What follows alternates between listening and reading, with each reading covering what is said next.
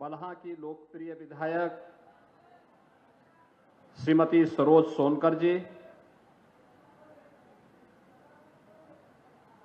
माननीय विधायकगण श्री सुरेश्वर सिंह जी, श्री सुभाष त्रिपाठी जी, श्री रामनिवास वर्मा जी, अध्यक्ष जिला पंचायत बहराइच श्रीमती मंजू सिंह जी,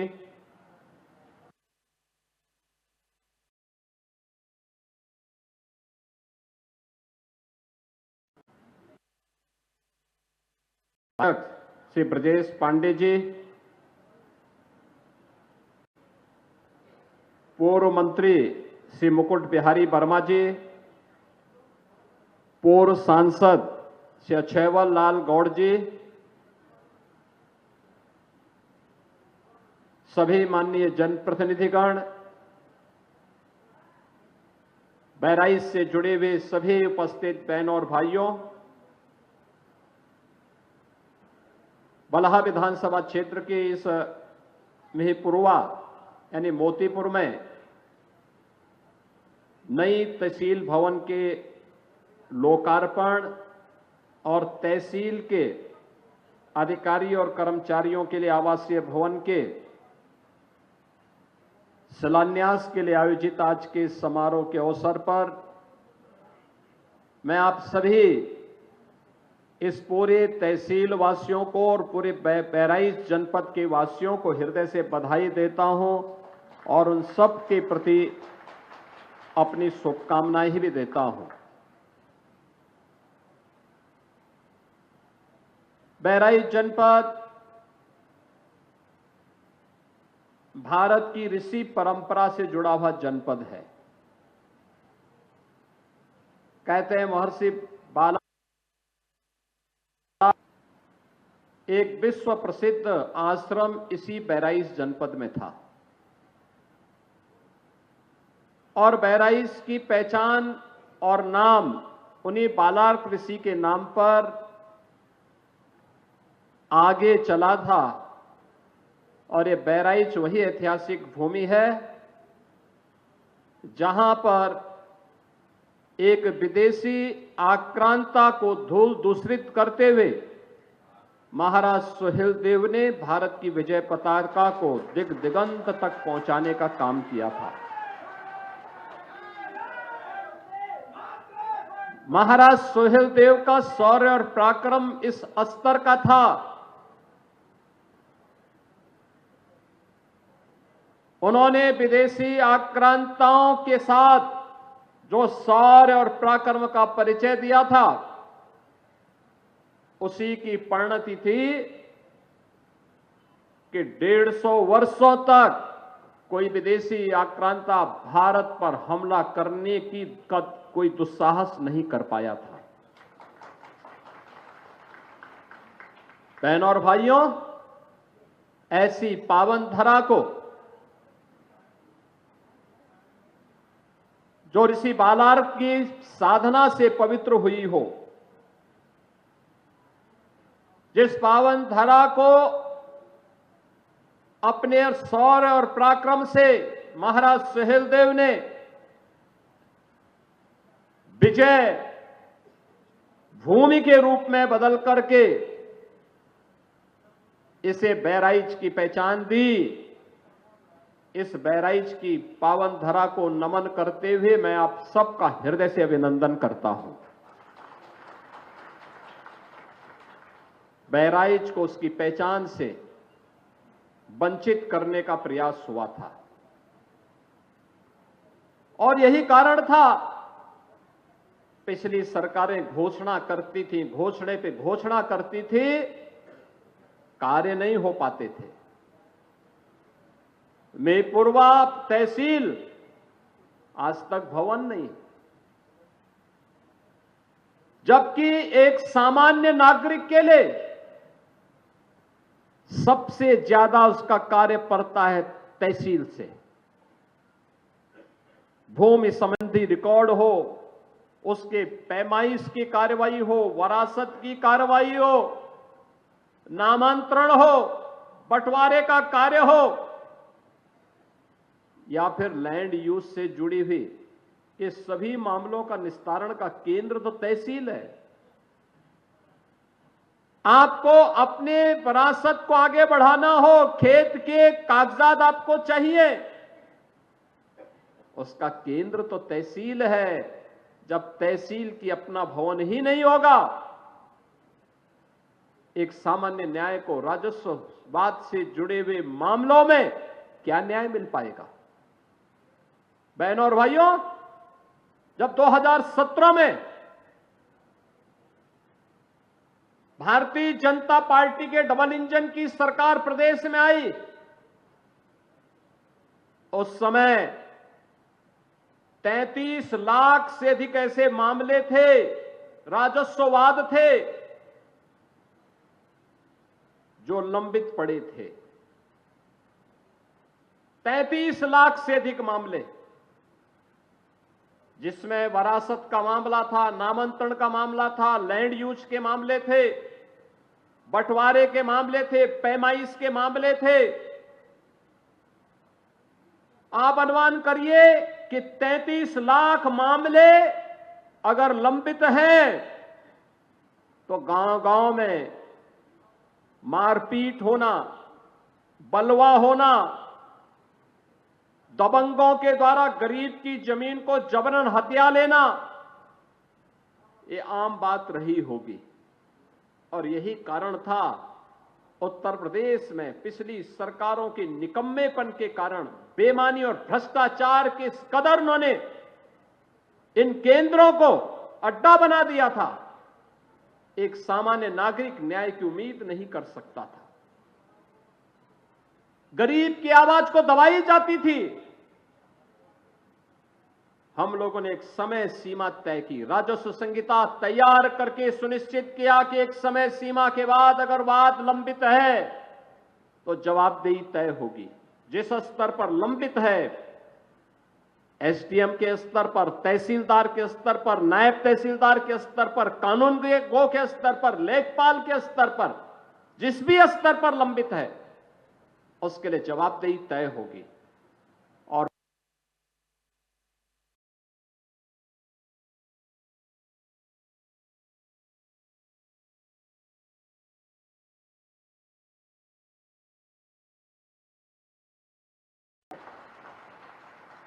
सरकार की कार्रवाई का परिणाम है कि एंटी भूमाफिया टास्क फोर्स के माध्यम से 64,000 एकड़ लैंड को अवैध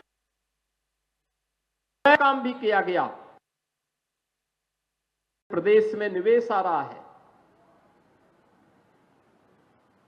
लेकिन अभी भी एक चैलेंज है हम लोगों के सामने, और चैलेंज वही, सरकार ने इसके लिए, डबल इंजन की सरकार ने फिर इसमें और व्यवस्था की है कि गांव में ग्राम सचिवालय होगा। ग्राम सचिवालय में ऑप्टिकल फाइबर या वाईफाई की हम सुविधा देंगे, और गांव में ही गांव के लोगों को बैंक की सुविधा भी देंगे। गांव में ही जन्म प्रमाण पत्र, मृत्यु प्रमाण पत्र, आय प्रमाण पत्र, जाति प्रमाण पत्र, निवास प्रमाण पत्र, ये सभी गांव में ही उसे उपलब्ध हो जाने चाहिए। ऑनलाइन ये सुविधा गांव में उन्हें प्राप्त हो। ज्यादातर ग्राम पंचायतों ने इस कार्य को आगे बढ़ाना प्रारंभ किया है। और दूसरा, लैंड रिकॉर्ड को डिजिटाइज करना। अब पैमाइश में मनमानापन नहीं चल सकता कि गरीब को थोड़ा सा घुमा दो तो एक गरीब का हक कोई मार ले। ये तो सारे के सारे हम सैटेलाइट के माध्यम से ऐसी व्यवस्था करेंगे कि 1 इंच लैंड भी किसी गरीब की मारी नहीं जाएगी, और इस व्यवस्था को लागू करने के लिए सरकार आगे बढ़ चुकी है। इसके लिए अच्छी तहसील भवन की आवश्यकता थी, और इसीलिए आज मैं स्वयं ही मिहीपुरवा में आया हूं, इस मोतीपुर में आया हूं, आप सबको समर्पित करने के लिए, इस तहसील भवन को करने के लिए आया हूं। अब ऐसा भी नहीं हो सकता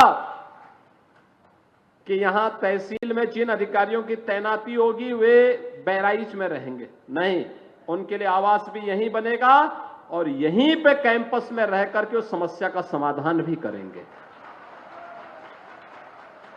हमने पहले ही कह रखा है, जहां तहसील है, जहां ब्लॉक है, जहां थाना है, जहां सर्किल है, वहां के अधिकारी वहीं पे रहे, रात्रि निवास वहीं पर करें, क्योंकि बहानेबाजी नहीं चल सकती और वहीं पर रहने के लिए उन्हें कहा गया है।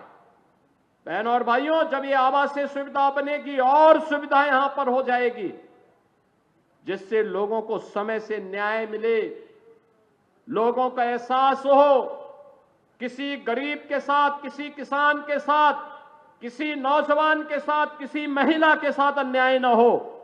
ये डबल इंजन की सरकार प्रधानमंत्री मोदी जी के नेतृत्व में इसको प्रभावी ढंग से लागू करने के लिए पूरी प्रतिबद्धता के साथ लगी हुई है।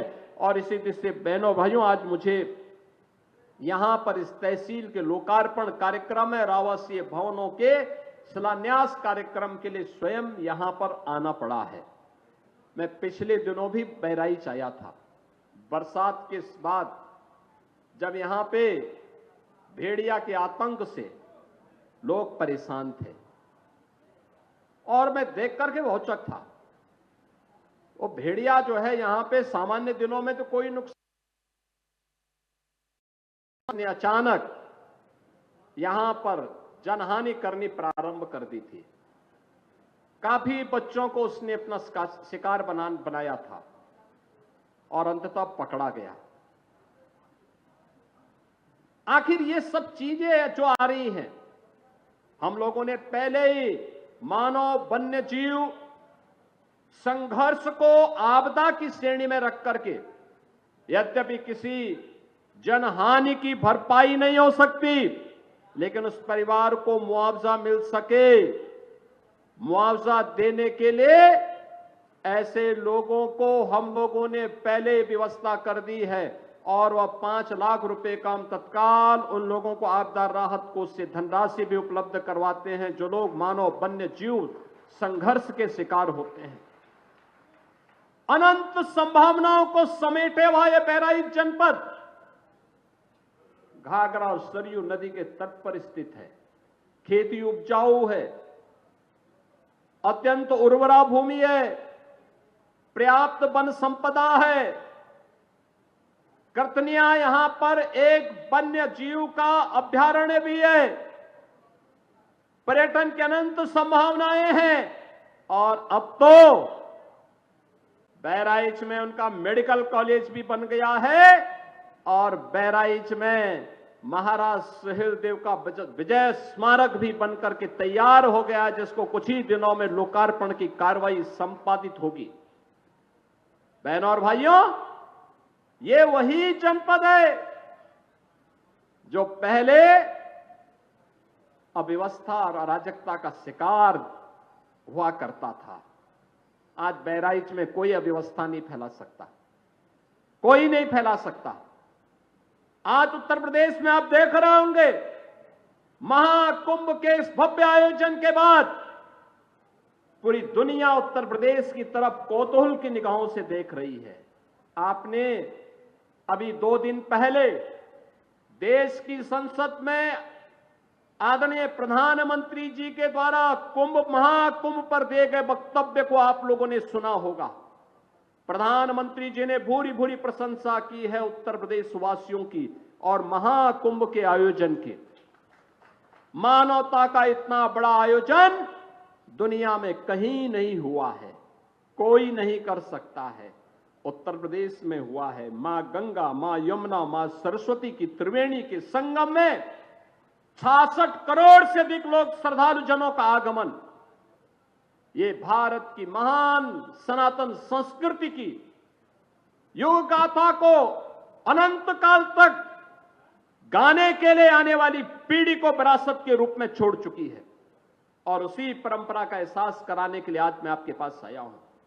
आप सबसे कहने के लिए, एक तरफ एक भारत श्रेष्ठ भारत की परिकल्पना साकार हो रही है, पूरा देश एकजुट होकर के कार्य कर रहा है।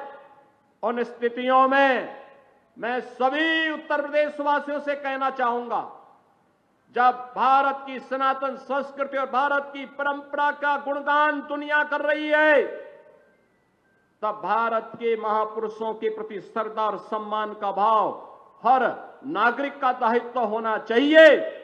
उन स्थितियों में किसी भी आक्रांता को महिमा मंडन नहीं करना चाहिए। आक्रांता का महिमा मंडन का मतलब देशद्रोह की नींव को पुख्ता करना, और स्वतंत्र भारत ऐसे किसी देशद्रोही को स्वीकार नहीं कर सकता है जो भारत के महापुरुषों को अपमानित करता हो, उन आक्रांताओं का महिमा मंडन करता हो जिन आक्रांताओं ने भारत की सनातन संस्कृति को रौंदने का कार्य किया था, बहन बेटियों की इज्जत पर हाथ डालने का काम किया था, हमारी आस्था पर प्रहार किया था। उसे आज का ये नया भारत स्वीकार करने को कतई तैयार नहीं है। और इसीलिए मैं आपके कहने के लिए आया हूं, विकास की एक गाथा तभी आगे बढ़ सकती है जब हम अपनी विरासत को पूरे गौरव के साथ आगे बढ़ाने का काम कर रहे हैं। हमारी गौरव गाथा विरासत के साथ जुड़ती है, विरासत विकास के साथ जुड़ता है। विरासत और विकास की अद्भुत गाथा का ही एक नया रूप है बहराइच का, जहां मेडिकल कॉलेज भी बन गया है और साथ साथ हमने बहराइच का बाईपास भी स्वीकृत कर दिया है। बहराइच में एक नया बाईपास भी होगा। नेपाल से कनेक्टिविटी को आसान कर लिया है और यहां पर जो कर्तनिया घाट वन्य जीव प्रभाग है, इसको टूरिज्म की दृष्टि से इको टूरिज्म के एक नए हब के रूप में विकसित करने के लिए कोई भी लखनऊ से आएगा, 1-1.25 घंटे की दूरी पर बहराइच में महाराज सोहेल देव के विजय स्तंभ के प्रति नमन करेगा और वहां से कर्तनिया घाट में इको टूरिज्म का आनंद लेकर के यहां पर ढेर सारे रोजगार को आगे विकसित करने में अपना योगदान देगा। और उसी योगदान के प्रति आप सबके सहयोग के लिए आज हम सब आपके बीच में यहां पर आए हैं। बहनों और भाइयों, आज आप देख रहे होंगे ये वही जनपद है जिस जनपद की 2017 के पहले जो जनपद की यहां पे जो जीडीपी थी वह इस जनपद की मात्र 6,934 करोड़ थी। और आज जब हम 23-24 की बात करते हैं तो यह कई गुना आगे बढ़ करके 25,000 करोड़ रुपए से अधिक हो चुकी है अकेले बहराइच की। बहराइच में इस दौरान यहां पे निवेश के भी ढेर सारे प्रस्ताव आए हैं।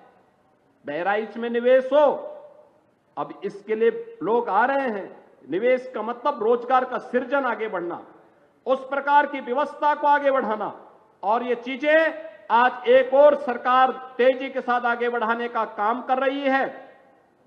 आज मुझे अभी गोंडा में बहराइच के युवाओं को भी हम लोग मुख्यमंत्री युवा उद्यमी योजना के अंतर्गत कई युवाओं को 5 लाख रुपए तक का ब्याज मुक्त ऋण उपलब्ध करवाने का कार्य करने जा रहे हैं, जिससे वह भी एक युवा उद्यमी के रूप में अपनी पहचान बना सके।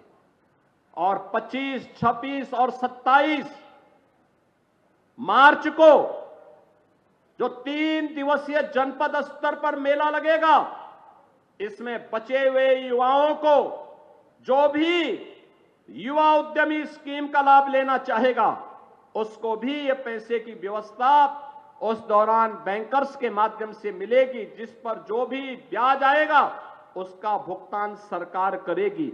और इसमें मार्जिन मनी की व्यवस्था भी सरकार करने जा रही है, जिससे नए नए उद्यमी हम विकसित कर सकें, बना सकें, आत्मनिर्भरता के लक्ष्य को आगे बढ़ा सकें। एक और जहां युवाओं को आत्मनिर्भरता के लक्ष्य को प्राप्त करने की दिशा में सरकार कदम बढ़ा रही है, बड़े निवेश को आमंत्रित कर रही है, वहीं दूसरी ओर मुझे बताते हुए प्रसन्नता है कि बहराइच जनपद में डबल इंजन सरकार ने 10,000 से अधिक गरीबों को एक एक आवास उपलब्ध करवाया है।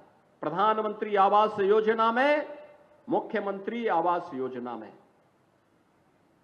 इसके साथ ही 4,12,000 से अधिक गरीबों के घर में एक एक शौचालय बनाने का काम भी किया है।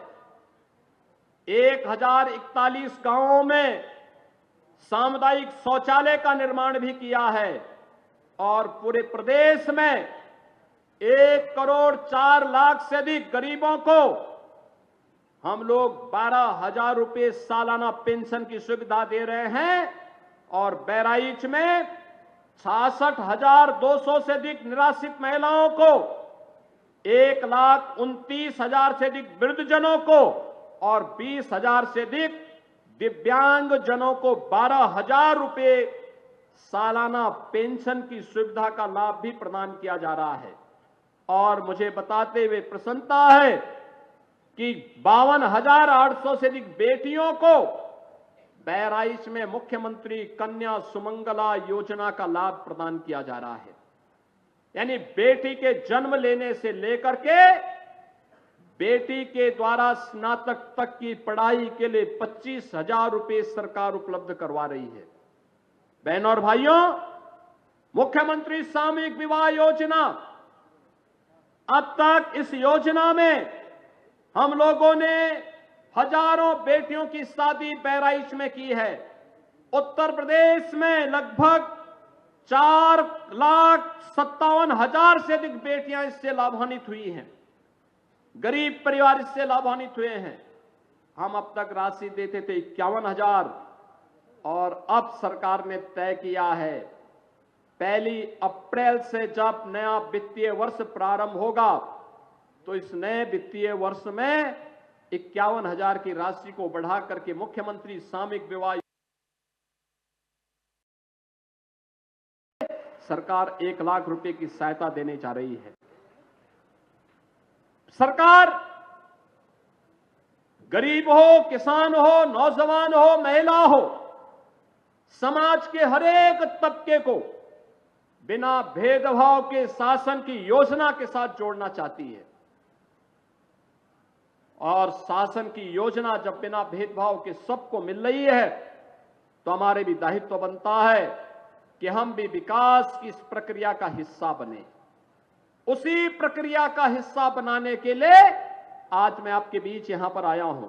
मैं आप सबसे ये कहूंगा, याद रखना, विकास का कोई विकल्प नहीं हो सकता।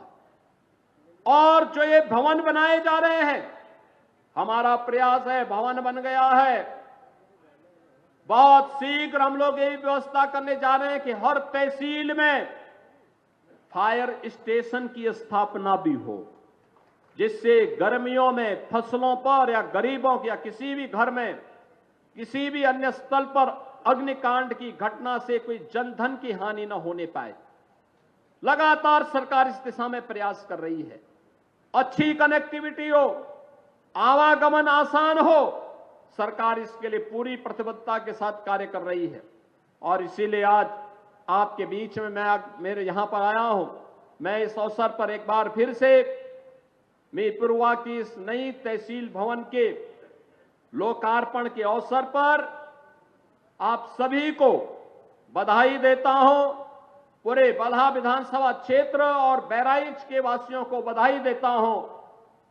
आप सबको मैं आगामी चैत्र नवरात्रि का कार्यक्रम प्रारंभ होने जा रहा है 30 मार्च से, नवरात्रि की भी और रामनवमी की भी हृदय से बधाई देते हुए अपनी शुभकामनाएं देता हूं और विश्वास करता हूं कि सुशासन और विकास की इस रफ्तार के साथ कदम से कदम मिलाकर के आप हमारे जनप्रतिनिधियों के साथ आगे बढ़ेंगे। आप सबके प्रति मेरी शुभकामनाएं। धन्यवाद। जय हिंद।